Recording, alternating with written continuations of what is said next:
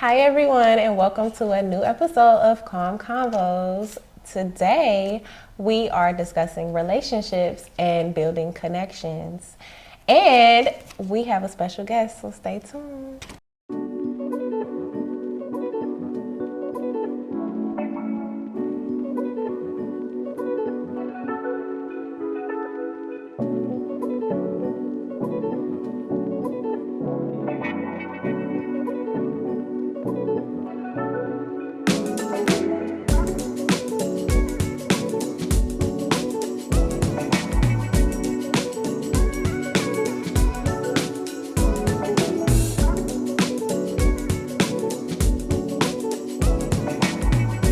All right, so we are back and we have a special guest, Mrs. Maya Kincaid. I am gonna read this bio. She don't want me to, but I'm gonna do it anyway because that's how I am. All right, Cleveland native, wife, mother, and entrepreneur, Maya is an active member of the Huff community and takes pride in her relationships in the city of Cleveland. She coins herself a hospitality expert and enthusiast, having worked in some of downtown Cleveland's premier dining establishments and graciously serving her city through she and her husband's entrepreneurial endeavors in wine and health food. Maya is currently a stay-at-home mother to a beautiful, adorable, gorgeous, sassy 15-month-old daughter and loves this role more than any other. Before becoming a mom, Maya dedicated 10 plus years to the world of fine dining, hospitality management, and network building. Maya has a very diverse career history in service and sales with more than 8 years of retail banking experience and 4 years of simultaneous tech sales. Maya is also a small business owner of Dress to Kill, Get You a Salad ASAP, and the visionary of a nonprofit concept, Kukua Garden Project. Kukua means grow. .org. Period. Alongside her husband, Brian Kincaid, Maya is a proponent of health and wellness on all levels, from food to mental health within her community and communities across the city of Cleveland and the world. Whew. Ooh. You know how you reading in class and you gotta like use your finger, like sometimes. Yeah, and it was so wordy. Like, it's so wordy. Basically, if you want your business to do well and look well and thrive, call Maya. And you can't call me, but you have to be prepared to actually do the things. Sorry. No, that's always the problem. Okay, I kid you not. Like, people, like, they think they want advice about their business, or they think they want their business to operate on a certain level or a certain way, but they don't want to do the necessary things to get it there. Part of the reason the Dress to Kill isn't operating right now is because we simply weren't in a position to do things consistently at the level that we want to. I would rather not do it at all right now until I can't. Yeah, I can't half-ass it. So it's like, if I can't perform at the level that I want to, then I'm just going to plan and prepare. And, I don't think there's anything wrong with like taking a step back to ready yourself, because but a lot of times people will say the opposite, right? They'll tell you, to just keep faking it till you make it. I'm just not that person. But in terms of helping other people in their hospitality businesses or their, restaurant business, they have to actually be willing. That's the hardest part, especially with Black and brown restaurant entrepreneurs. You have to be willing to do the work that you didn't know needed to be done, and they have a hard time with that part.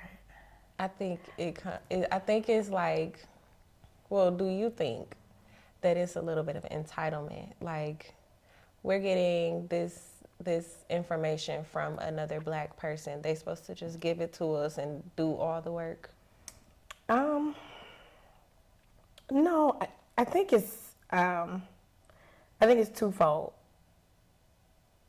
I think on the one hand, people don't know what they don't know. And sometimes people are insulted when you like disseminate information to them in a way that kind of feels condescending. Like they take it that way because you're putting it in their face that they didn't even know something to do it in the first place. On the other hand, it's a lack of passion. A lot of people are in the restaurant hospitality industry that actually don't know anything about it and don't really care anything about it. They see it as a fast way to make money or an opportunity for them to boost their own individual social life. Because a lot of restaurant owners do it for that. They do it for the social currency. They like the fact that, you know, people will get to know them as the owner of this place, blah, blah, blah. But what they miss, the part that they miss that is most important, is providing the quality experience. And we need quality experiences. We deserve quality experiences. Yeah, for sure. And DTK is really dedicated to providing a quality experience. And when we started missing on those quality experiences, like I said, we decided to pull back and say, okay, we need to refine some other things so that when we pop out, that's it. You know what I'm saying? And people can only know us, our reputation, based on the quality that they receive. A lot of us don't care about that. Right. You know, we'll just keep poorly serving people, especially each other, and whatever. You know what I'm saying? If you're making a little money, or, you know, in the case of the last business that I worked for, you just, you know, keep fucking up until you shut down. And that's like a common theme in Cleveland, is like the new hot restaurant. They here for a year, maybe two, and then they're gone. I'm not gonna name none, but I feel like you know a list. Yeah. But I do want to ask you, so in doing the work that you do, have you ever worked with friends? And is there any instances where it did not go well? You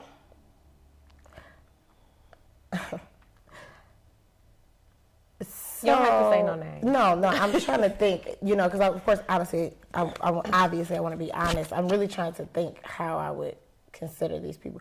So, no, to put it plainly, no. I've never worked extremely closely with friends.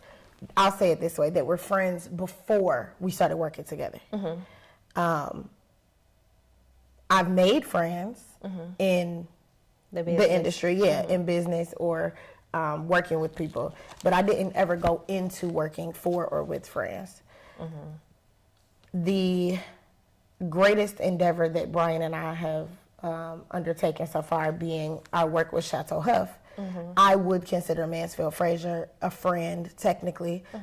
He's more of a family friend. He was my mentor and my neighbor my entire life. So that was an extremely close and intimate relationship. So when I did start working with him and for him, I won't say it changed our dynamic, but it was a different dynamic, you know, going from mentor, friend, somebody I could confide in, go to for advice, etc., to him having very clear-cut expectations for me in terms of business. That was a little different, but it also grew our relationship because he was no longer just like mentoring and speaking into my life in a general way. He was mentoring and speaking into my life in a very specific, direct way.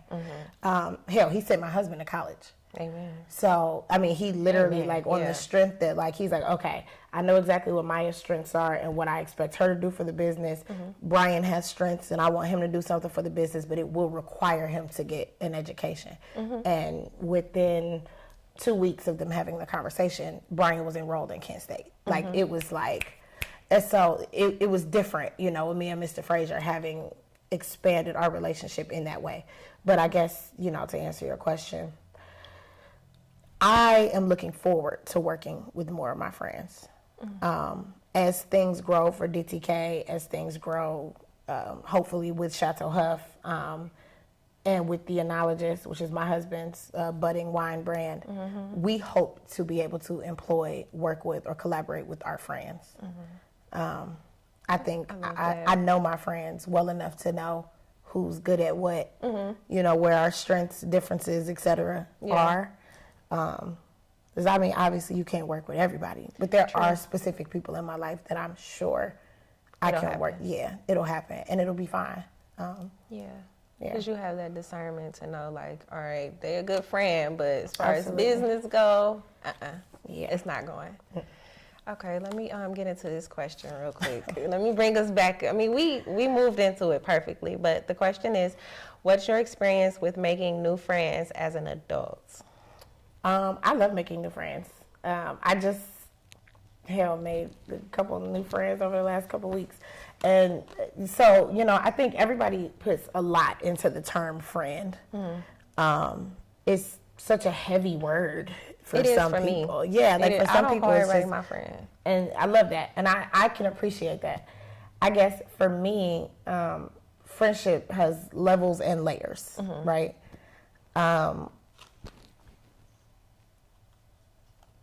I can meet a person, have a conversation with that person, make a connection with that person, and maintain that connection based on whatever, you know, brought us together, whatever we, you know, meshed on or whatever.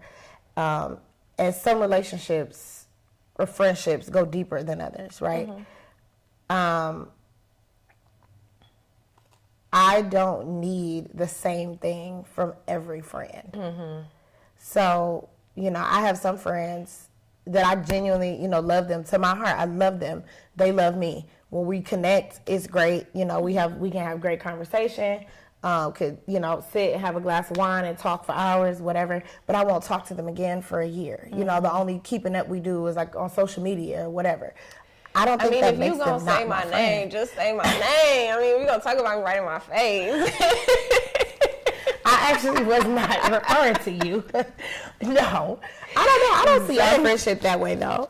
Dang. She gonna talk about me right in my face. Girl, come on, man. I don't see our friendship that way, though. I mean, I feel like it's great where it is. Yeah, I mean, it's cool. And we have, you know, we have an understanding, though, you know, of each other's, like, time. And, like, you got the kids. I mean, but, you know, the thing is, right, everybody can't just pop up at my house. You know what I'm saying? Like, I wouldn't expect that from just anybody. If you call me in the middle of a random day, I'm like, Jules just rode by my house. You know what I'm saying? Like, or she about to stop by. Like, you know, when Brian told me, like, you pulled up on him because you saw him walking the dog. Like, I'm pulling up on people. Yeah, like, you know, everybody can't do that. You know what I'm saying? It's some people that would do something like that, and I would definitely find it weird, you know? But it's my friendships, my relationships are very individualized. I don't have, like, a general playbook for what does a friend look like. So for me, you know, to get back to the point of the question, it's not hard for me to make friends because I like to get to know people where they are, when they are, you know, and not attach expectations to people. Let's get to know people. And that's where I struggle, is those expectations on people. And I feel like, and I get in my feelings about it, like, oh, I haven't heard from my friend in 2 weeks, a month. And I call them all the time. And I'm always like that one that's calling out, reaching out. Why I don't get that same thing? I be feeling a way about that. Yeah. But I think that I need to be a little more understanding that other people got other stuff going on too. And they don't need the same thing that I need. And for whatever reason, I need that. So I feel like it's a personal issue. Why do I feel like I need other people's time, like I'm entitled to it? You know, it's funny because, I mean, I can't say that I don't ever feel like that. And again, it's about certain people. I have certain friends that when I'm not invited to things or when I feel like they've overlooked me or forgotten about me, I am in my feelings. I'm like, damn, why she didn't call me? Why you ain't invite me to this or that? Like, literally just last week, someone, you know, that my husband and I consider a friend had a birthday. And some other friends of ours had a gathering for them. And I'm like, damn, didn't nobody think to ask if we wanted to come? Like, and the funny thing is we wouldn't have been able to make it anyway. You know what I'm saying? I'm looking at it, I'm like, oh, we wouldn't have been able to make that. But still wanted that invite. Why didn't I get an invite? Right. So it did cross my mind. But for me, you know, I'm not mad. They didn't invite me. For whatever reason, they weren't thinking about me. And I think sometimes we have to get over ourselves, like, some people not always thinking about you.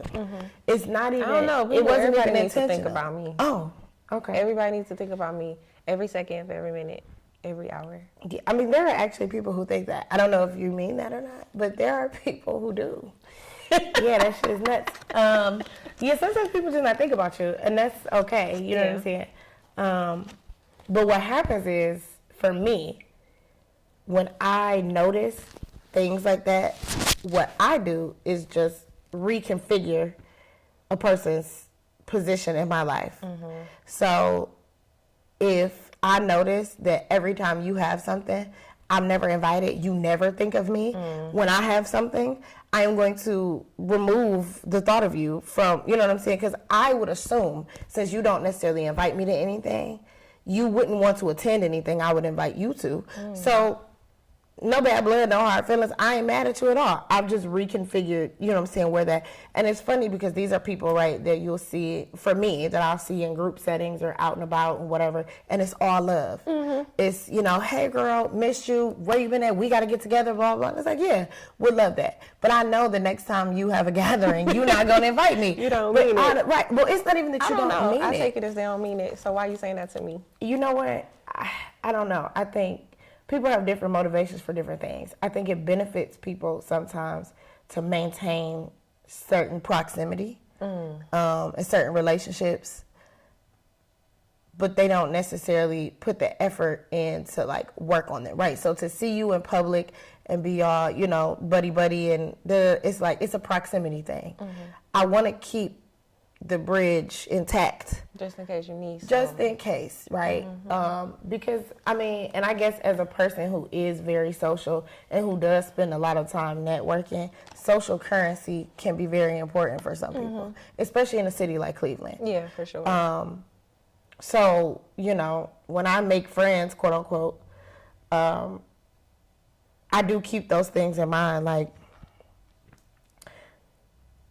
it's people that feel the exact same way about me, I guess is my point. That I have things, me and Brian do stuff, and I don't ever invite them.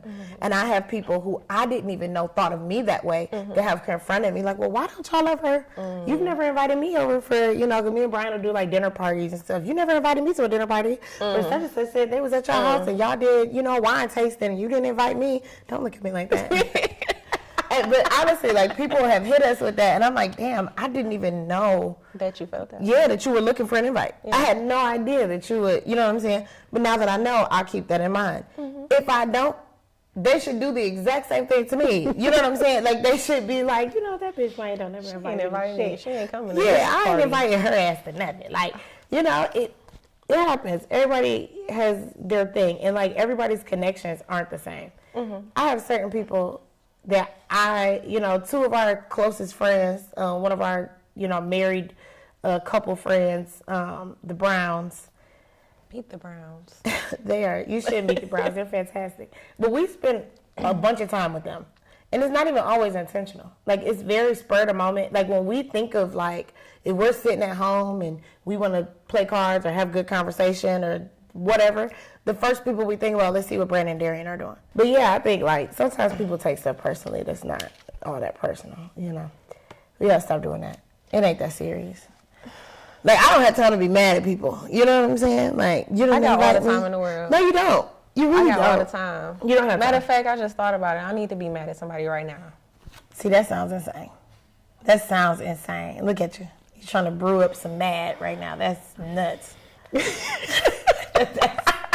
That's fucking crazy. I'm feeling you ain't see the. Yeah, I did. I saw you trying to blow smoke out your ears. Like, okay. Okay. That's exhausting.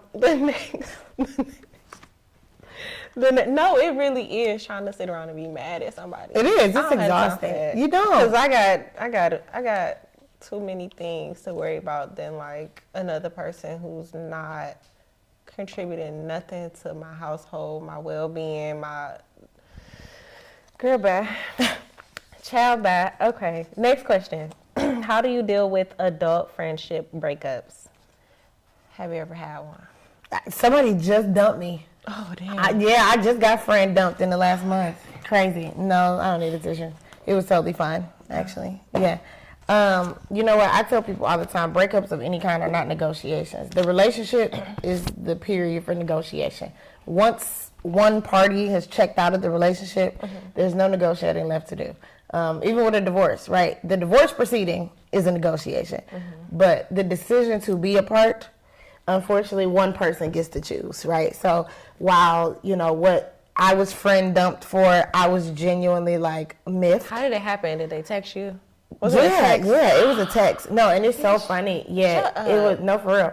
But it's so crazy. Like, it's so many contributing factors to any breakup, but like friend breakups in particular, because there's no romance involved, right? People can be fickle when they decide what is like their boundary, you know what I'm saying, and when you've crossed it. So sometimes it doesn't matter how long you've been friends with a person, how good of a friend you've been, you know, you make one mistake or you hurt somebody's feelings or whatever, and they've decided in their mind that you're not a friend no more, you know. And it doesn't leave a lot of room for people to be human, you know, in their friendships. But this does not happen to me often. Like, it's funny because prior to this friend breakup, the last one was right after my wedding, you know. Like, I had one friend that I really had to separate from after I got married. But in this case, I made an assertion based on some behavior I observed of hers, and I made a statement about it to another friend of ours, a friend that, you know, I thought was a mutual friend of ours. And so one thing about me is that I am not, I'm not sneaky in any way. I mean, you know me pretty well. I'm pretty direct, right? So if I say something about you, 9 times out of 10, I've already said it to you. What I have had to learn in my maturity is that doesn't always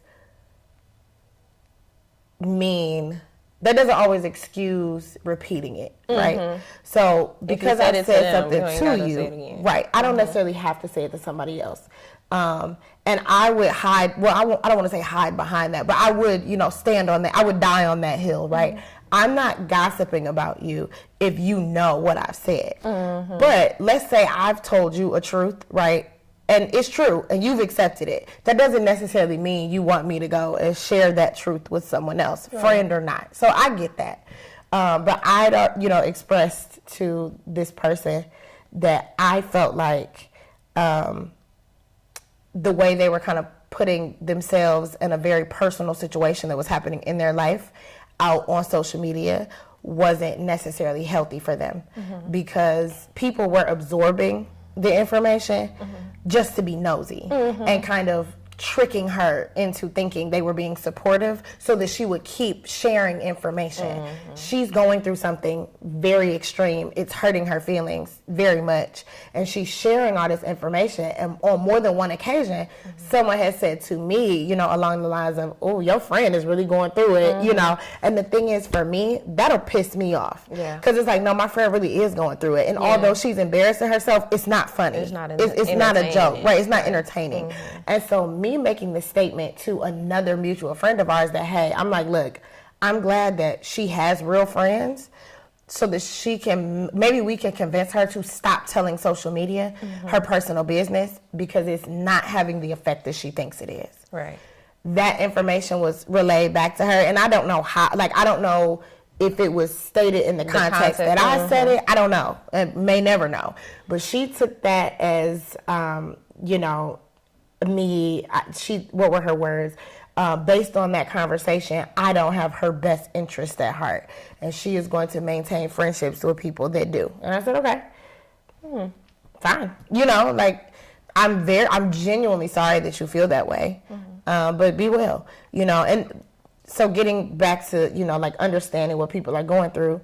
This young woman is someone who, in my experience with her, has had a difficult time standing up for herself in the past.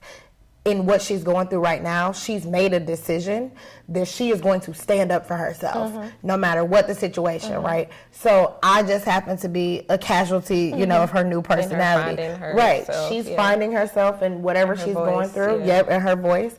And so me crossing that boundary for her was non-negotiable, right?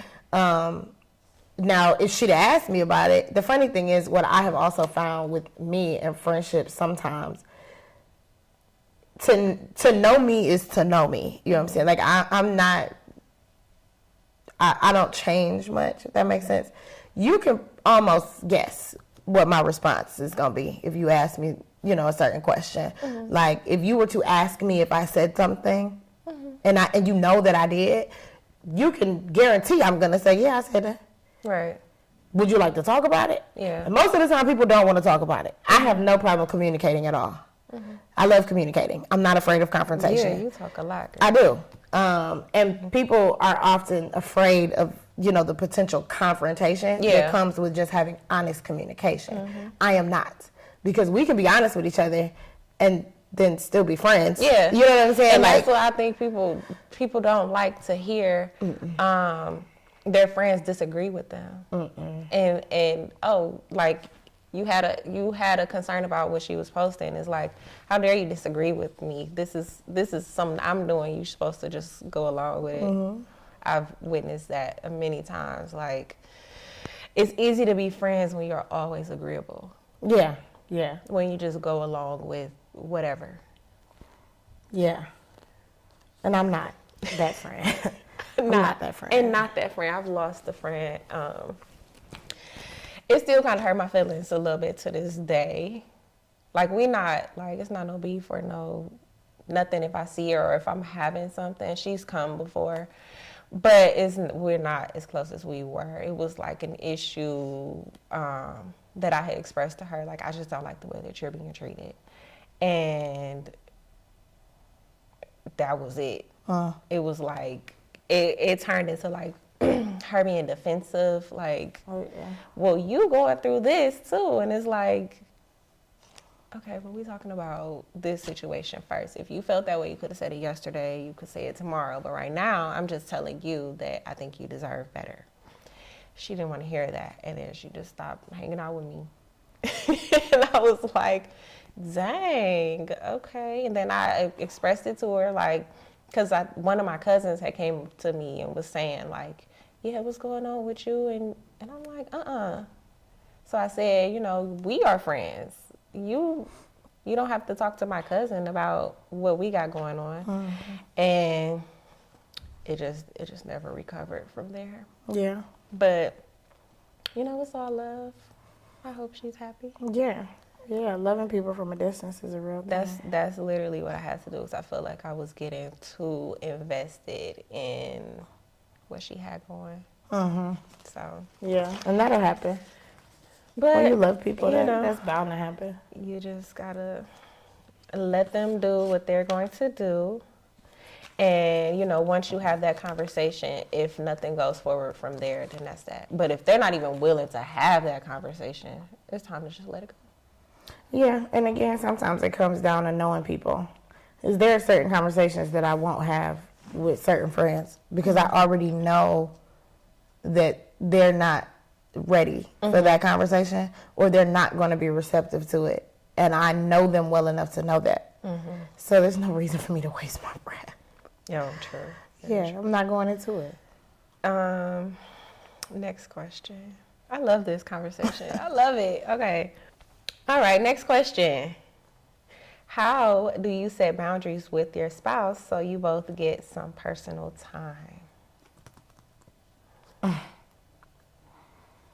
You know what? I'm going to be honest. We do not have a formula. For real. We don't have a formula. There was a time in our lives where I feel like we had no personal time at all because we were operating a business together. Obviously, we lived together, you know, so we were together all the time. For us in that time period, it worked. Mm-hmm. And, you know, we have a lot of mutual friends. Mm-hmm. We spend a lot of time with groups of people, you know. So, you know, for that period of time, it worked. At this point in our lives with the kiddo, Lana. Yeah, with Miss Lana, girl, she has definitely dug a trench in our personal time. Mm-hmm. I think the way that we set personal time now is around our time with her. So it's like, you know, for example, for me to be here today, for me to be able to do this, Brian stayed at home with Lana. And when he has things that he needs to take care of or wants to take care of or needs time to himself or go spend time with his friends, then, you know, same thing. But I think it's really a moment-to-moment communication kind of thing. I think we could both tell when the other needs space. And that just comes with knowing my partner, you know, having been together for so long and just kind of knowing each other well. I can tell when he needs a minute, you know, he needs some time to himself, and vice versa. But we also... How long have we been together? So we have been friends, genuinely friends, since we were 11 years old. We met in middle school, went to middle school and high school together, and then we started dating in our early to mid-20s. So at this point, we have been together for, this will be 8 years. We've been married for 3 years on the 21st of June.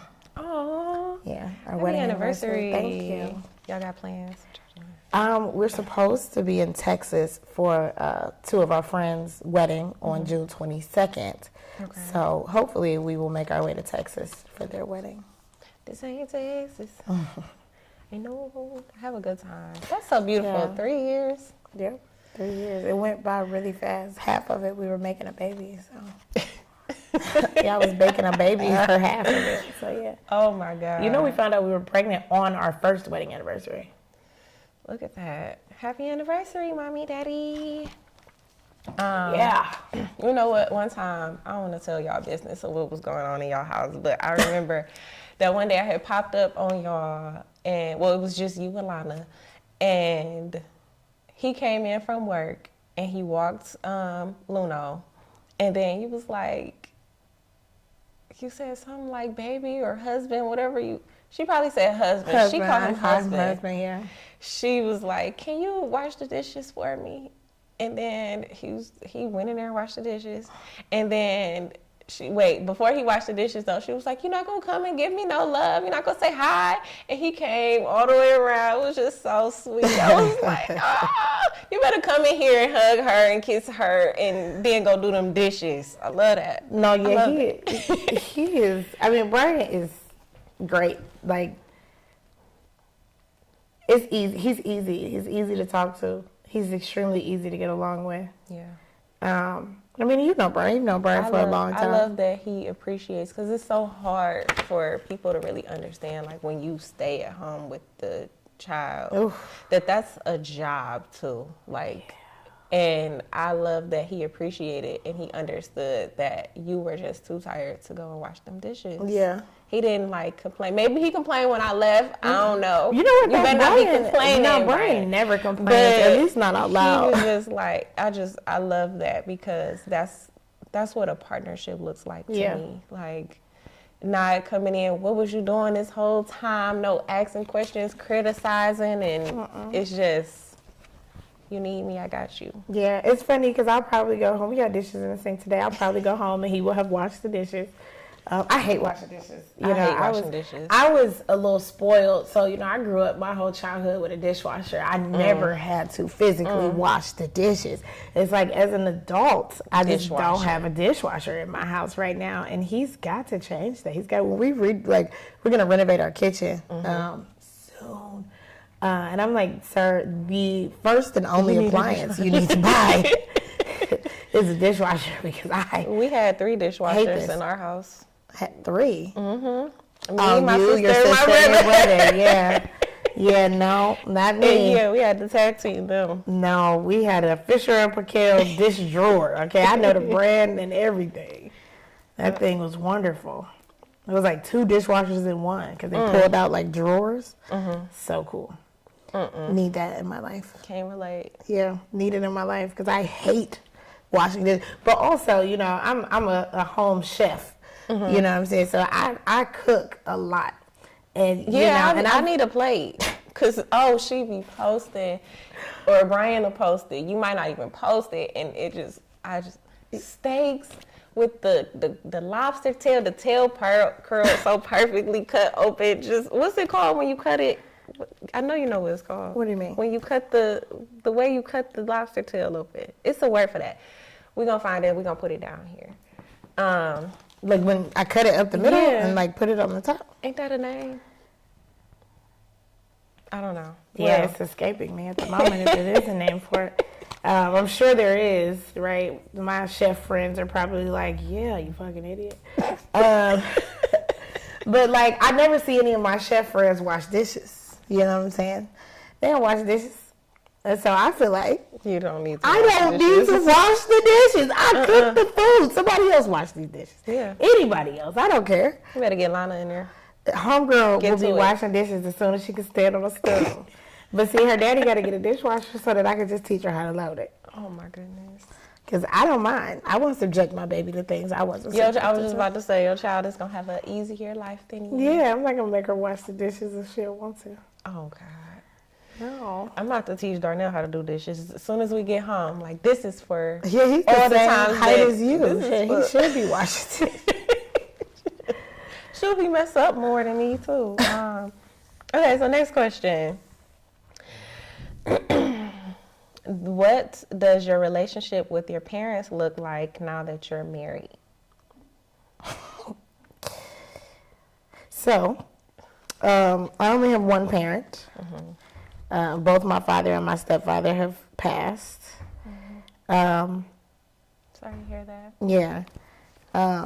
Actually, both in June. Yeah. And I know you said this week is hard for you. Yeah, this entire month is a shit show. So, my biological father died the 12th of June in 2018, and my stepfather died 2020 in June. Mm-hmm. So, you know, you got like both passing dates, Father's Day. I got married in June. Like, it's just a loaded month. Mm-hmm. But anyway, so yeah, there's no relationship on that end other than missing them. And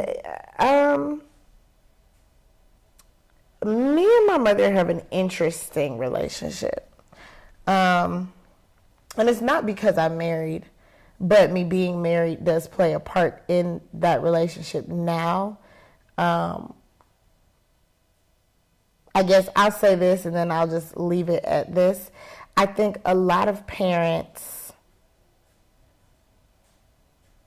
neglect their children's feelings and humanity for a period of their lives, you know, based on whatever the parent has going on. Mm-hmm. And then they don't understand when their children don't want to have a relationship when they can choose one. Mm-hmm. My mother and I just have different values. Mm-hmm. And so it strains our relationship quite a bit, especially now that both my dads are gone and there's kind of no buffer in between us. And sometimes it is harder to maintain that relationship because I don't have time to constantly explain my values to someone or to be criticized by someone because they have different values, you know. And so, yeah, it's different. You know, me and my mother's relationship is really weird at this point in my life. And I'm in therapy. Shout out to therapy. Yeah, shout out to therapy. I'm in therapy. And so I do talk a lot through my feelings about my family, you know, my family dynamics overall. Unfortunately, I do have a husband that is extremely supportive and involved. And we talk a lot, you know, about our families. Now, my relationship with my in-laws is pretty great, on the other hand. Brian has a lot less expectation of family than I do. And I think that makes it easier for him to get along with his family in particular. But his family genuinely are my type of people. Like, you know, we can talk, we have a good time often, we laugh. Like, I mean, we go to my in-laws' house just to, like, spend the weekend there and play cards, and we cook dinner together, and, like, we do, you know, very, like, familial stuff. And it's always very lighthearted it's always a good time. My family is never that way. If I'm in my mother and my grandmother's presence for 15 minutes, somebody's going to say something rude. Somebody's going to criticize something, whether it's, my hair, the clothes that my kid is wearing. It's too much. It's too much. It's just like, this environment is not one I want to be in. It's never a safe space. It's never a joyful environment. There's always tension. There's always criticism. There's always like snarkiness and negativity. It's like, I don't want to be bothered with that shit. Yeah. Especially when it's the only environment in my entire life that feels that way. Of all the friends I have, all the time I spend with other people, the only people in the world that bring out that negativity or make me feel like I have to be defensive or snarky or nasty or mean are them. And so it's just easier for me to just have to create distance. And that's one thing that I really want people to understand, and maybe they'll get it out of this episode in particular, but just in life in general, is you do not have to be around people that you don't feel good around, that don't bring out the good in you. And I even, because I journal a lot. Okay. And a big thing for me, and one thing that I had to get out of in creating boundaries from my mother from my last relationship was like, just because they are close to me, they are family, they are whoever, that does not excuse the abuse that they are inflicting on me. And once I finally got that in my head, because whether it's physical, verbal, emotional, it doesn't matter. There's no way that someone who loves you and knows that what they're saying or doing is hurting you, then they don't even get time from you. They don't deserve that. So once I figured that out, once I felt confident in that, it was like, nope. I mean, sometimes we have to remove the title from people. Yeah. Because for whatever reason, we give people a title and then we excuse their behavior. And people will say things like, well, that's your mother. That's your mom. You got to listen to her. No, I don't. Because the Bible said. Okay. and you know what? It's funny, though, because for me, it's interesting. I don't blame my mother at this stage of my life. I don't blame my mother for who she is or how she makes me feel. I blame myself for allowing it, one. And two, I have to look at my mother as just another person. And just like I was saying earlier about the things that people do, I have to stop taking my mother's behavior so personally. Because although it is personal for me because she's my mom and this is the way she makes me feel, she isn't the person that she is because of me. Like, she's not, and maybe some of the things that she does are intentional, but maybe they're not. She's just being herself. That's which her is as a fine. woman. That's not, she's woman, she's also mother. And this is her acting as that. And that's okay, because just because you birth a person doesn't mean they have to like you. And I think we also have to remove that, you know what I'm saying? Like, it's not just that way either. Just because you have a kid doesn't mean you're going to like that person. The person they become, you're not like obligated to like them. Now, loving them and showing them love, it would be ideal if you did that.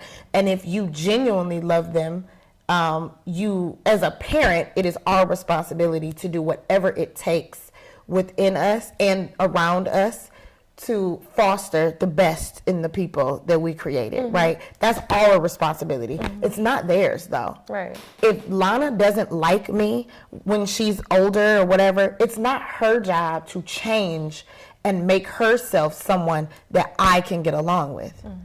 She didn't have me. I brought her here. I subjected her to life, not the other way around. So if she decides to hate my ass, I mean, you know what? You might be well within your rights. I doubt she will. I doubt it too, actually. We vibe. That's my girl. Yeah. But it's possible. And it's a thing. And if I want to change that relationship, it's my responsibility as her mother to do whatever it takes in me to positively affect my kid. A lot of parents, including mine, didn't see it that way. The problem was the kid. Right? You don't call me. You don't. But even, just as a kid, it's like, you don't do things the way that I did them or the way that I would want them done.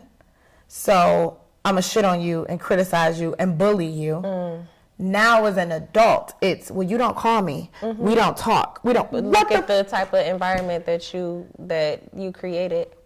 What the fuck are we talking about? And now when you have the option to not see them, they're surprised that you're choosing that. You know, I've seen that a few times, and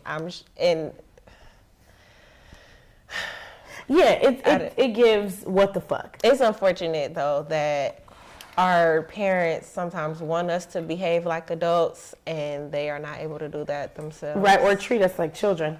Oh yeah, yeah. You are always their child, not an individual person, not an individual woman. Like, you are my child. Do what I say, as I say it. And I can talk to you however I want. And I can embarrass you or disrespect you, or and it's just supposed to be okay because I'm your mother. That makes absolutely no sense. If you're my mother, you should be doing better. You're the one person in the world I actually have expectations of. Yeah. The only person in the world that I actually expect to give a fuck how they make me feel is my own mother or parents and my husband.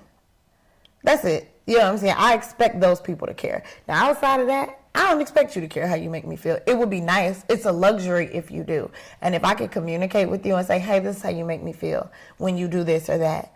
And if you care about me and we are friends, right, you may make adjustments for that. But if you choose not to, you are well within your rights. Absolutely. You can do that. You can say, you know what, well, Maya, this is who I am, and That's great. And you can be who you are outside of this, access to me. Period. You can be love who you are. And I just don't have that for my mother. Yeah. And again, I'm in therapy about it. I'm like, maybe that's a me problem.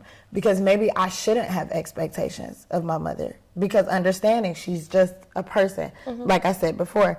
But it's like, it's hard to reconcile that. They're like, well, she is my mother, though. So but she also just a human. Right. She's also just a and person. So, two things can be true at once. Absolutely. So it's a work in progress, but I do love her dearly. Okay, so the last question, how do you focus on your mental health and self-care when life gets busy? Oh, you don't. You just sweep that shit aside and, no, you know what? This is the first time in a very long time that I'm in therapy. I've always been a huge lover of therapy, but I went through a rather arrogant phase in my early 20s, where I tend to be a very self-aware person. And I went through a very arrogant phase in my early 20s where I was like, I'm good. I've done all the therapy I need to do. I'm good. I've got me figured out. And then I started going through some extreme grief, when people started passing away. As a side of my dad's dying, I lost some other very important people in my immediate life.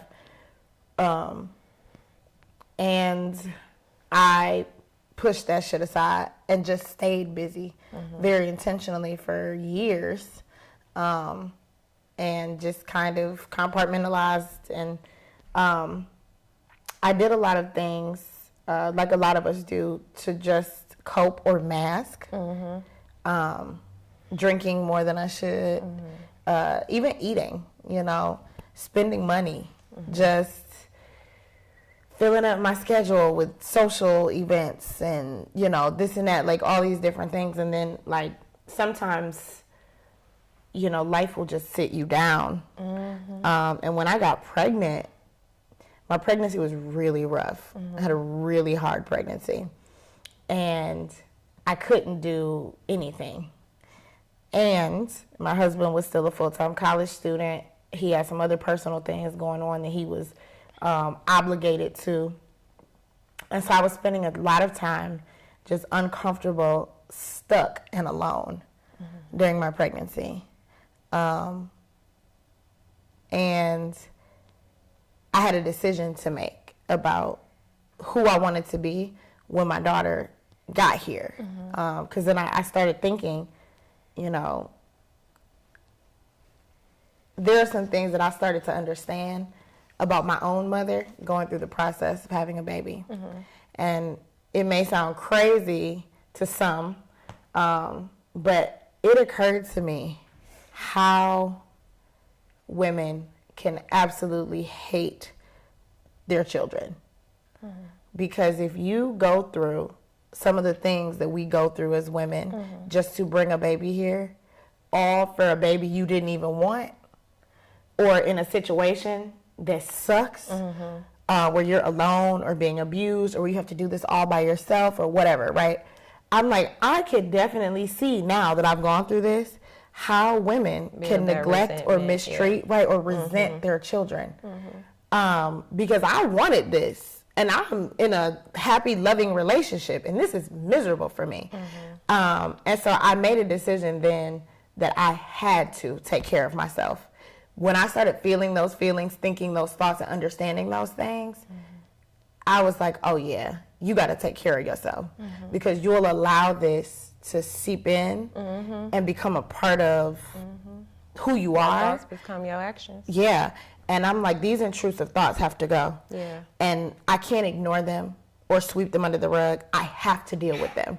I have to deal with for myself, why are you thinking this way? Why are you feeling this way? And everybody's like, oh, you're pregnant, it's the hormones. I get that. But just like any other drug, right? Because our hormones can be viewed that way. The chemicals in your body and the way they affect your brain. Some people smoke weed and it affects them a certain way. Other people will smoke and they'll become paranoid. Whereas other people will smoke and become anxious or whatever, right? There's a reason that that's your brain's reaction. There's something already happening in there that this substance has awoken or triggered. So I had to figure out why, of all the things that my hormones could be triggering, is it these thoughts and these feelings? Whatever that is, I need to deal with that before I become someone's mother. So before I had my baby, I started therapy. And I've continued therapy over, the year. She's 15 months old, so I've been in therapy consistently since before she was born. I see my therapist once a week. And it's not just the talking to the therapist, it's the using the tools that the therapist shares. For me, therapy is really about gaining those tools, because I do believe I'm a very self-aware person. Most of my issues, I know what they are. Where I've had to admit that I need help is the fixing them or the dealing with them, holding myself accountable for how I show up or don't show up. Holding myself accountable for the way that I allow my thoughts to dictate my actions. Because knowing that you do it and continuing to do it isn't improving. So I guess, again, in the long-winded roundabout way, I think maintaining the priority to self-awareness, knowing and admitting to yourself what you need, and knowing that it's okay that you need it.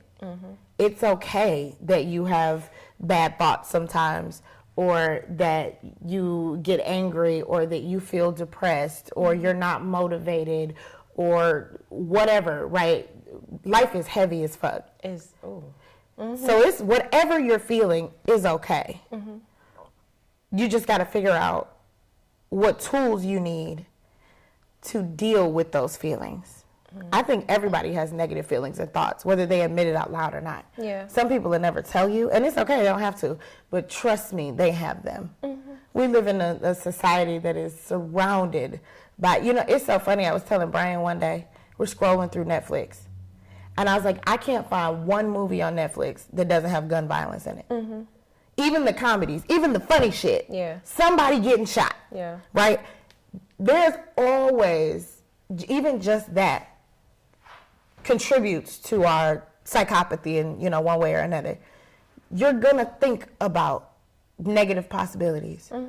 You're going to be concerned about walking out your front door and, potentially getting gunned down like you just saw in the movie. Exits when I walk in anywhere, but, And all of these things are okay. We just have to figure out how to handle them so we can continue forward. Or walk in circles. Sometimes we need to kind of circle this particular issue in our lives for a little while. Until we get it. Yeah, until we get it. Until we click. Yeah. And that's all about being honest with yourself. Mm-hmm. And as friendships go, being able to be honest with the people around you. Mm-hmm.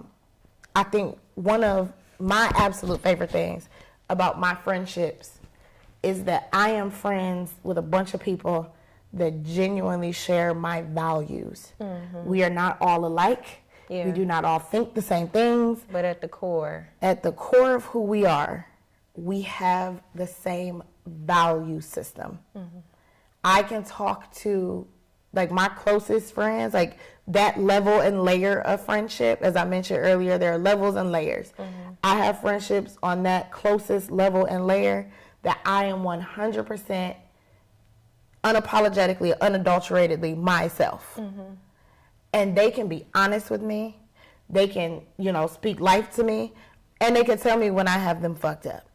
Like, and it's okay. And that's necessary. And it is so necessary. I don't have not one yes man in my life. Amen. I don't have one person in my life that will just be like, yeah, girl. Yeah. Like, if I tell one of my friends that I'm about to do some dumb shit. Post whatever you want to post.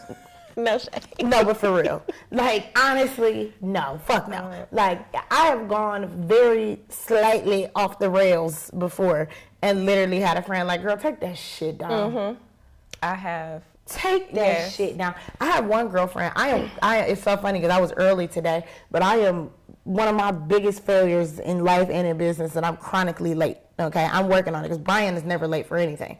I am chronically late, and it is not because I do not respect people's time. Mm-hmm. It is because I am terrible at time management. Mm-hmm. I give myself way more credit for my ability to ready myself than I have. I'll be like, oh, I only need an hour to get ready for that. Bitch, you needed 3. Yeah. And now you got to do it in an hour and a half mm-hmm. because you late, I have a friend, my girl Haja. Haja don't play that late shit. Mm-hmm. Haja is always on fucking time. The last time me and Haja went out, and she's a little older than me, so, she calls herself my big sister. That's mm-hmm. my girl. She was treating me to dinner and a Cavs game. You was late. I was fucking late for dinner. She was pissed. Okay, she's pissed. Mm-hmm. And rightfully so. And it's funny because, right, I come in, I finally get there, and she's like, mm-mm.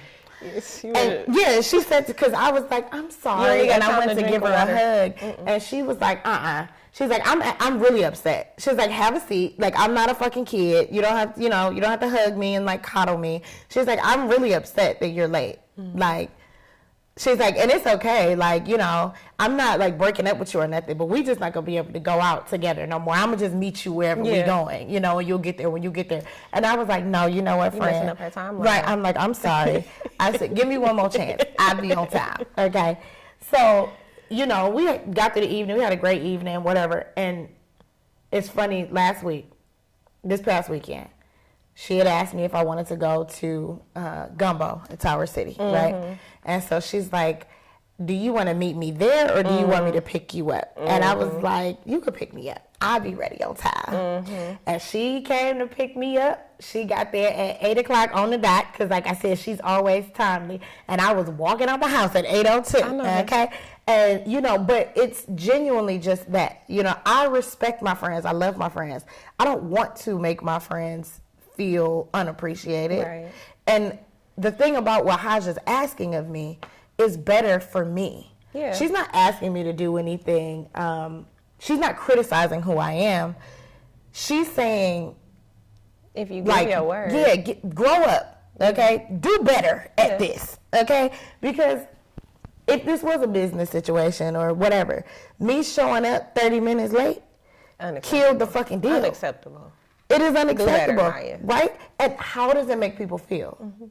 So I was like, damn, you know what I'm saying? I value my homegirl, mm-hmm. and I don't want to make her feel this way. So I'm going to do my very best to be on time. I'm going to be conscious of it. For the entire day, I was conscious of the fact that whatever I'm doing today, I have to be able to be ready to go out with Haja at 8 o'clock, right? Mm-hmm. But that has also made me think about my other friendships. Mm-hmm. What are the small things in those friendships that showing up in that way will make me a better person? The only things ever asked of me in my friendships are things like that. Mm-hmm. And I appreciate that. Mm-hmm. You know what I'm saying? Like, I love that for me, you know. Because it benefits you too. It does. It benefits me that my fucking friends are cool as fuck and hold me accountable. Like, that shit is cool as fuck. Like, Yeah. there's nothing better than that. Having a bunch of that. people around you that genuinely want to see you be great. Yeah. Like, that's cool as fuck. Like, and I'm, you know, and my friends always say it is a testament to who I am. But genuinely, I'm like, I value, one of my greatest values is relationships. Mm-hmm. Relationships are very important to me. And so I will work on them. I'm a part of the relationships I'm in. Mm-hmm. So, you know, and I guess that's the only advice I would ever give is like, if you're going to have a relationship with people, genuinely be a part of it. Mm-hmm. It's not superficial. Be an active member. Be an active participant in your relationships. Yeah. I love that. You just said so much. I talk a lot. You said so much. And no, it was all good. Like, I'm just sitting here like, I should pull out my notebook. I should start writing. Well, you got to record it. I'm going to watch this episode 6 times. It was so much from, okay, look. So, talking about values and your friends holding you accountable and just having those friends with those values. Y'all may notice that my cup is empty this week. And Maya has brought wine. Please don't do me, not too much. It was a decision that I made, and then my sister decided to join me. Turkey, I'm sorry I'm telling your business, but it is what it is. But for me personally, I'm not drinking. I've decided to take a step back from that because I had noticed that I just was not being myself. Like, I was going backwards to like patterns and behaviors that in therapy I'm talking about I'm not doing. And I'll be so confident, like, oh, I had a good week. I didn't do this, I didn't do it. But once I start drinking, it's like those unhealthy behaviors just like, my conscience is not there. My frontal lobe is not working once I start drinking. And I just sometimes make decisions that once I sober up, I'm like, that was ridiculous. Like, nothing harmful, like nothing dangerous, but it just kind of like, it's a setback to all of the work that I'm doing in therapy. And then, you know, with this podcast, like, I'm still working full time. I still have 2 children, and I'm doing this podcast. And when I start drinking, it's like I just lose motivation for one of the 3 or 4, because I also have to focus on my self-care. And when I'm drinking, it's like either the next day I'm tired, I don't feel like doing anything, even though I still have an obligation to do this podcast. Like, I'm still creating content for it. Once I'm drinking that Friday, Saturday night, I'm not doing nothing in the morning. And that's time that I could be using productively that I'm laying around. Yeah. And that's not who I want to be. So I've decided to not drink, not even a taste. So just leave the bottles here, and we'll be back once I figure out how to manage it and maintain. Plus, I kind of was having a hot girl summer, and the summer ain't even started yet. So I was gonna say, we're not even at the first it day ain't even of summer started yet. So I was like, I gotta get it together. And my sister is like, we doing this together. So I went out to lunch with my coworkers, and of course they pick a Mexican spot. And they got these big ass cups, margaritas. I was like, I'm like, Turkey, I'm tempted, but you know what? She's like, why are you tempted? Why you know better? You know what you want to do. You know what you need. First of all, I'm the big sister. Who you talking to? But you're right. I ain't gonna do it. So, I did not have a margarita, even though they look so good. And they good because I had one before. But it's just, I think me needing to practice that self-control a little bit more. And not just talking about it, but being about it. So I can't get up here and tell people, like, you know, have that self-awareness, and then I'm still walking in a circle and aware of what I need, aware of what I need to do, and not doing it. That's a waste of time, a waste of life. Yeah. Because tomorrow is not guaranteed. For sure. So just trying to be more intentionally intentional. Yeah. Because I have so much stuff that is going on, so much that I'm trying to do. And I need a clear head, and I need to focus while I'm doing it. I will be at your house. I know where you live. The wine is there. I mean, you've had the wine before. You've had both. I sure have. And that's why I'm like, pop that boy open. Yeah, but you know what? Thank you, Maya. No, thank you. I love this conversation. I really enjoyed talking to you, or listening, really. I love that I have this space that people can come on and just like just talk, just go. Because I think it would be really boring to just sit here and like this. Silence. So, well, I mean, anybody who knows me knows one thing I'm going to do is talk, okay? So. I love that. I love that because it's a talk show. I'm glad that you feel safe enough to share and express the relationship with your friends and your husband, Lana, and your mama. Lana and your mama. Lana and my mama. And I hope that your mama do watch this. Mama, I hope that you watch it. And I hope that my mama got this thing she say. And we're going to put this in, this will be our Jules gem for the day. My mama says, what comes from the heart reaches the heart. And it's also important context to know that she a Cancer. So sometimes she say stuff and it be mean, but she really don't mean it like that. And she will dub back. She has learned to dub back and apologize for how she said it, and I love that for her. No such luck. But you know what comes from the heart reaches the heart, and you know, as long as we are above ground, there's a chance to do better. For sure. And to build those relationships and build those connections. And that communication, back to the 4 C's, when we talked about positive parenting, 4 C's is communication, connection, consistency, and consequences. So watch that episode. Will do. Thank you, Maya. No, thank you. And I enjoyed this very much. Tell everyone where they can find you on social media. Don't. No, you can find me at The Winemaker's Wife. Yeah, that's me. The Winemaker's Wife. Yeah, because Brian is the enologist, not the enologist. The, okay? You better, the one, yeah, not the as two. The first black man to become an enologist. The one, not the two. THEE. So I am The Winemaker's Wife on Instagram. I don't use my TikTok, don't use my Twitter, don't really use my Threads. You want to plug Dress to Kill? No. Okay, well, be on the lookout. Follow The Winemaker's Wife. No, it's funny. Once Dress to Kill is back, we'll want to get you one of these. Come and get you one of these. When Dress to Kill is back, it's gonna be back and better. Man, it's totally, it's grown into something different. We've been doing a lot of work,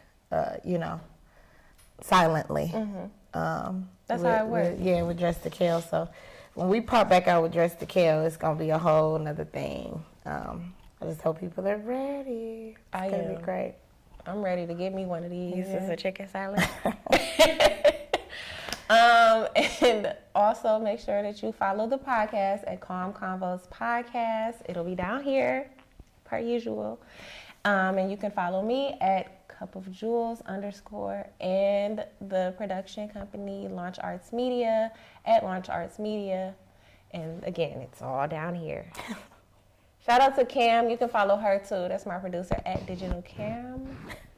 And Cam was like, me? What you follow me for? And at Digital Cammera. I'm so sorry. Which will also be down here. It'll be down here. Yeah. Thank you all for joining us. And we hope that this episode touches your hearts, like my mama say, and you can build that connection with whoever in your life is a little strained. So stay tuned for next week's episode, and bye. Millennials with that fucking peace sign, boy, I tell you.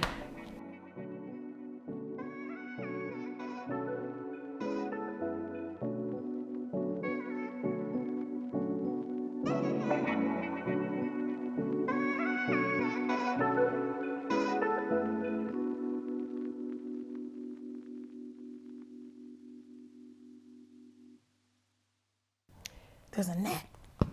Don't kill it, because remember Trump and Peter. What? Yeah, Peter was on his ass because he had like killed a fly during one of his interviews. He's a convicted felon, though, so they're just looking for more. Wait, did I say Trump? Yeah. Oh, Jesus. I meant Obama. It was Obama. You know what? Because my mama say Trump's name so much that he's the only president that exists to me at this point. I'm like, I'm trying to be, ooh, cut that out. Don't cut it out. That'll be in the bloopers.